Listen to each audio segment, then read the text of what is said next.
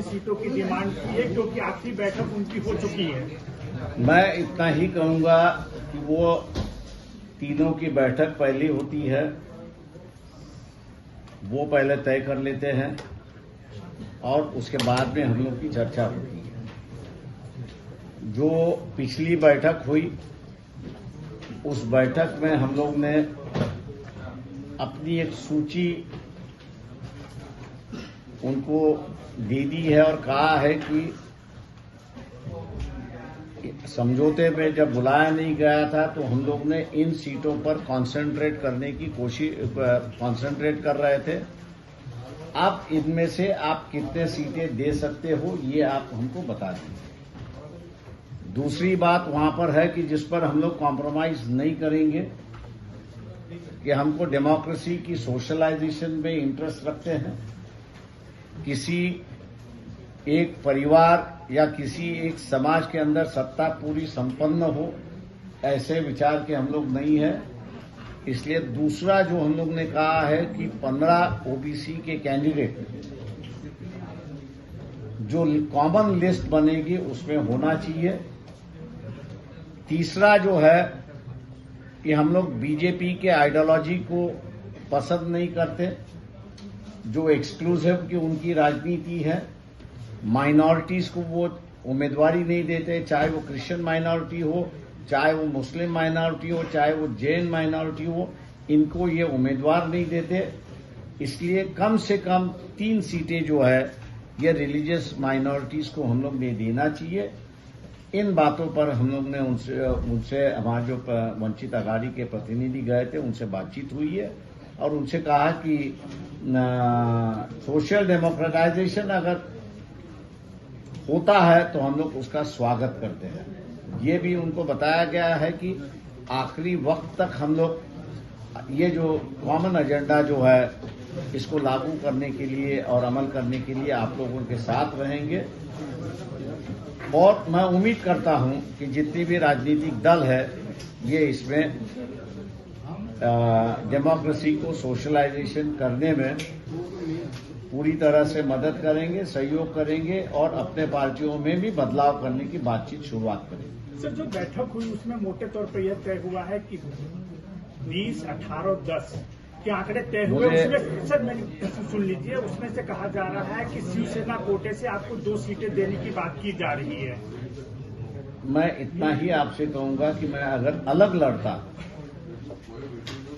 तो हम लोग कम से कम 2.5 लाख के नीचे हर 48 में से 46 कॉन्स्टिट्यूंसी में 2.5 लाख के नीचे हम लोग वोट नहीं लेते। और आज की जो स्थिति है उस स्थिति में मिनिमम जो है वो 6 सीटें जो है वो हम लोग जीतते हैं। ये यहाँ की सिस्टम भी जानती है, राजनीतिक दल भी जानते हैं और हम लोग उम्मीद करते हैं कि जो मुर्गी हम लोग ने पकाई है उस मुर्गी का बराबरी के तरीके से हिस्सा होगा और आखिरी दम तक हम लोग कहेंगे कि बराबरी के हिस्से के लिए सबको लिया है, इसको हम लोग प्रयास करते रहेंगे। बराबरी अर्थात 12 सीटें पर मैं 12 बारी की नहीं कह रहा हूं, मतलब उस तरीके से मैथमेटिकल कैलकुलेशन के हिसाब से नहीं कह रहा हूं, लेकिन हर किसी को संतुष्ट हो, हर किसी की इज्जत बचे। जैसे कि एनसीपी और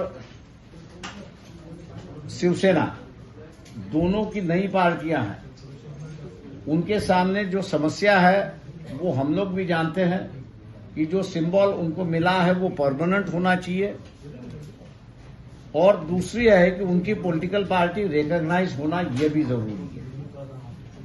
ये 2 परिस्थिति जैसे उनके सामने है वही परिस्थिति वंचित बहुजन अघाड़ी के सामने भी है कि वो अपनी आइडेंटिटी पहली बार जो है वो रिकॉग्नाइज करना और सिंबल अपना फिक्स करने के परिस्थिति में आ चुकी है।